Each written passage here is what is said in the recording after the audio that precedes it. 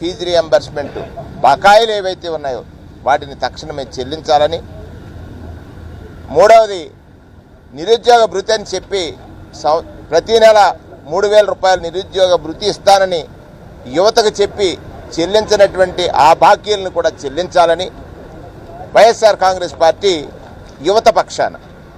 ఇప్పటికే దేశవ్యాప్తంగా యువతలో ఒక అన్రెస్ట్ వచ్చింది. ప్రభుత్వాల మీద తిరుగుబాటు చేసేటువంటి ఒక ప్రయత్నాలు జరుగుతూ ఉన్నాయి. ప్రయత్నమే కాకుండా విషయాలను కూడా మనం చూస్తూ ఉన్నాం.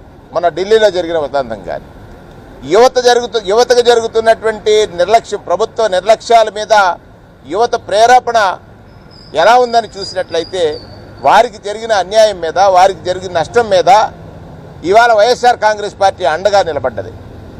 అందులో భాగమే 175 నియోజకవర్గాల్లో టెంట్లు వేసి నిరాహార దీక్షలు చేస్తే, ఇప్పుడే సోదరులు అప్పిరెడ్డి గారు చెప్పినట్టు యాడికిలో జరిగిన ఇన్సిడెంట్ కానీ, విజయవాడ నగరంలో జరిగిన ఇన్సిడెంట్, ఇది మరీ అవమానీయం, అమానవీయం, అవమానం కాదు, అమానవీయమైనటువంటి సంఘటన. మానవ విలువలు ఉన్నటువంటి వారు ఎవరు కూడా, మానవత్వ విలువలు అన్న వారు ఎవరు కూడా చేయరు. ఒక శాసనసభ్యుడు ఏదైతే ధర్నా చౌక్లో వేసినటువంటి టెంట్ ఏదైతుందో మాజీ శాసనసభ్యుడు విష్ణు గారి పైన దాడికి పురుగొల్పడం అనేటువంటిది, దాడి చేయించడం అనేటువంటిది, గుడ్లు వేయటం కానీ, రాళ్ళు దాడి కానీ, దానితో పాటుగా మూత్ర విసర్జన అంటే అత్యంత భయానకమైనటువంటి మాట. అది చెప్పడానికే బాధాకరమైనటువంటిది. ఇది ఒక అరాచకత్వం కాదా? అరాచకత్వానికి పరాకాష్ఠ కాదా? అరాచకం అనేటువంటి పదాన్ని పదే పదే ఉచ్చరించేటువంటి ముఖ్యమంత్రి, లేకపోతే మంత్రివర్గులు, లేకపోతే ఈ రాష్ట్రంలో ఉన్నటువంటి నాయకులందరూ కూడా ఒక్కసారి ప్రజల్ని మీ ద్వారా కోరుతా ఉన్నాను. ప్రజాస్వామ్యంలో ఓటు వేసి గెలిచినటువంటి నాయకుడు బాధ్యతగా, అలాగే జవాబుదారీగా పనిచేయాల్సినటువంటి నాయకుడు వ్యవస్థల పట్ల పక్షపాతంగా కాకుండా నిష్పక్షపాతంగా వ్యవస్థల యొక్క గౌరవం ఏదైతుందో దాన్ని కాపాడే విధంగా పనిచేయాల్సినటువంటి నాయకులు ఏకపక్షంగా వారి పట్ల పనిచేయాలని ఆదేశాలు ఇస్తే ప్రజాస్వామ్యం మీద ప్రజలకు నమ్మకం తగ్గిపోద్ది.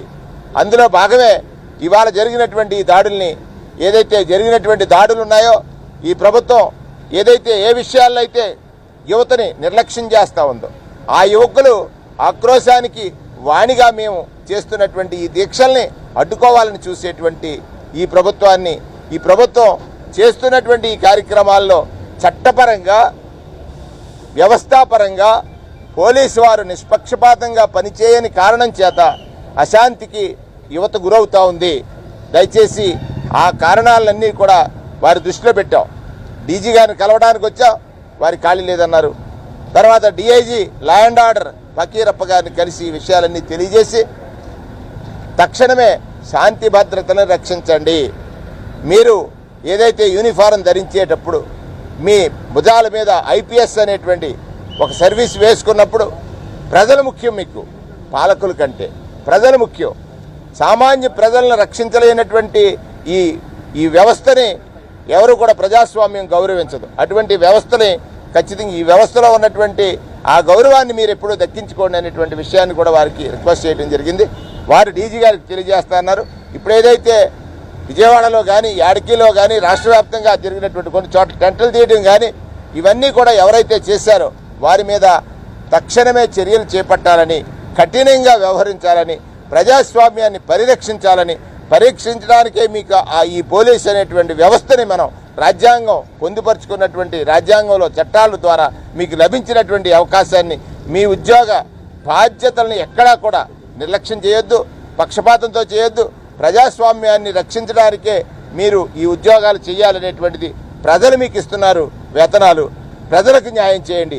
అందుచేతే ఇవాళ వైఎస్ఆర్ కాంగ్రెస్ పార్టీ యువత పక్షాన చేపట్టినటువంటి ఈ దాడులు ఏవైతే ఉన్నాయో, యువత పక్షాన చేపట్టినటువంటి ఈ నిరాహార దీక్షలు ఏవైతే ఉన్నాయో, దీక్షా శిబిరాలు ఏవైతే ఉన్నాయో, వాటిని యథేచ్ఛగా అంటే స్వతంత్రంగా కొనసాగించేటట్టుగా సహకరించమని కోరాం.